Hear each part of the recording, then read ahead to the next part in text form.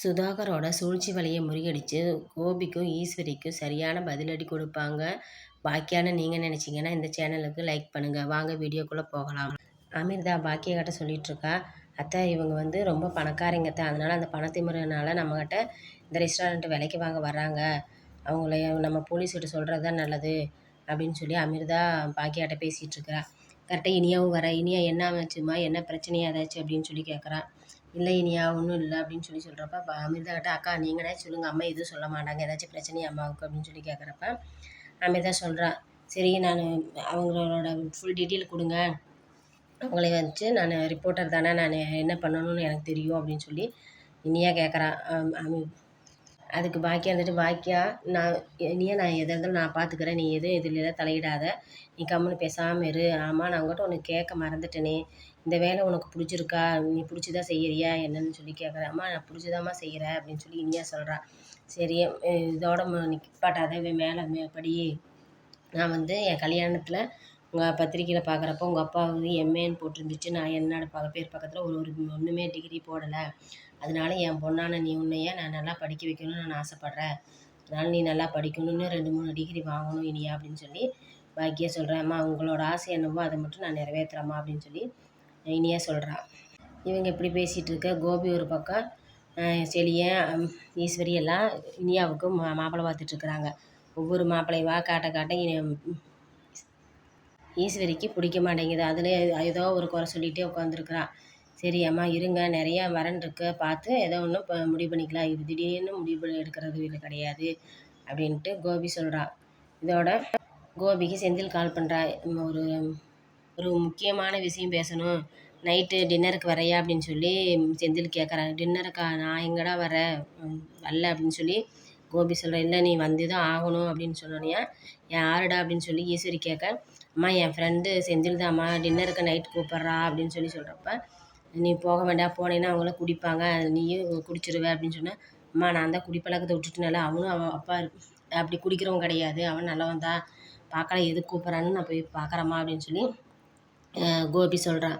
சரி என்னென்ன எதாக இருந்தாலும் பார்த்து செய்ய அப்படின்னு ஈஸ்வரி சொல்கிறா. போய் இது செந்திலை பார்க்க போகிறப்ப செந்தில் ஹோட்டலுக்கு கூப்பிட மாட்டா, சுதாகர் வீட்டுக்கு கூப்பிட்ருக்குறா. என்ன ஏதுன்னு தெரியாமல், இது என்னடா இங்கே எதுக்கடா கூப்பிட்ருக்க அப்படின்னு சொல்லி, இது யார் வீடுன்னு சொல்லி கேட்குறப்ப, இது எங்கள் சாரோட வீடு, நீ உள்ளே வா, எதாக இருந்தாலும் உள்ளே போய் பேசிக்கலாம் அப்படிங்கிறப்ப, என்னன்னு சொல்லுடா, சொன்னால் தான் நான் வருவேன் அப்படின்னு கோபி கேட்குறான்.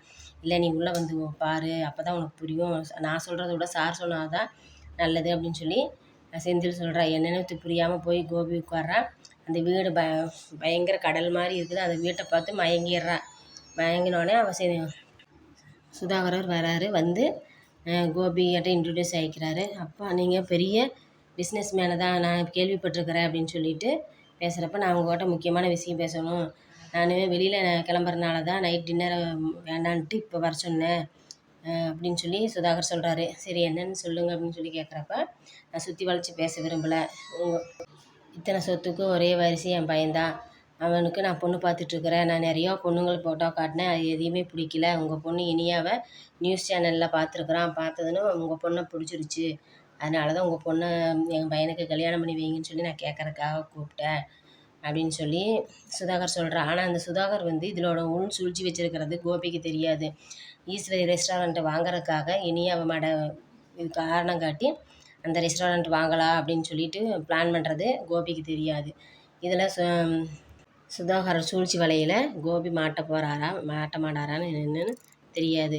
ஆனால் செந்தில் இருந்துக்கிட்டு அவரைய பிரெயின் வாஷ் பண்ணுறான். நீ இவ்வளோ பெரிய வசதியான இடத்துல உன் பொண்ணு போகிறது நல்லது தானே, நீயும் பொண்ணுக்கு மாப்பிள்ளை பார்த்துட்டு தான் இருக்கிறேன், அவராக வழினா வந்து கேட்குறப்ப நம்ம கல்யாணம் பண்ணி வைக்கலாம் அப்படின்னு சொல்லிட்டு தனியாக கூப்பிட்டு போய் பேசுகிறாரு.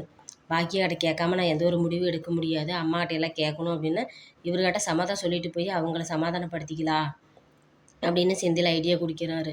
கொடுத்ததை பார்த்துட்டு கோபியும் மனசு மாறாரு. இவ்வளோ பெரிய சொத்துல நம்ம வந்து பொண்ணு வாழ்கிறது நல்லது தான் அப்படின்னு யோசிச்சுக்கிட்டு போய் உள்ளே போய் ஓகேன்னு சொல்லிடுறாரு.